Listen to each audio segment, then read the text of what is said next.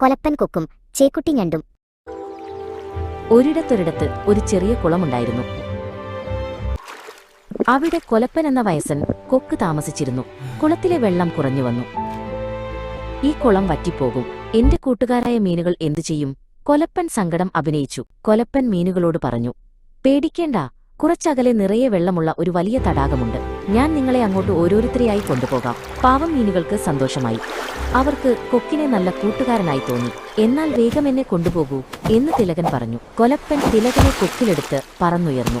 പക്ഷെ അവൻ പോയത് വലിയ തടാകത്തിലേക്കല്ല, അടുത്തുള്ള ഒരു പാറയുടെ മുകളിലേക്കായിരുന്നു. പാറയുടെ മുകളിൽ വെച്ച് കൊലപ്പൻ ഓരോ മീനിനെയും പിടിച്ചു തിന്നു.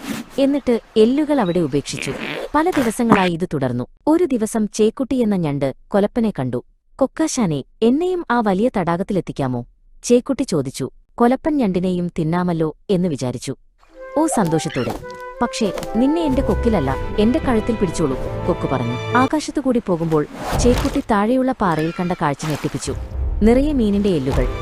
ഈ കൊക്ക് ചതിയനാണ്. ചേക്കുട്ടി ഒട്ടും ആലോചിച്ചു നിന്നില്ല. തന്റെ ശക്തമായ കൈകൾ കൊണ്ട് കൊക്കിന്റെ കഴുത്തിൽ ആഞ്ഞമർത്തി. ഒറ്റ ഞെക്കലിന് കൊക്ക് താഴെ വീണു. ചേക്കുട്ടി ഞണ്ട് കുളത്തിലേക്ക് തിരിച്ചുപോയി നടന്നതെല്ലാം മീനുകളോട് പറഞ്ഞു.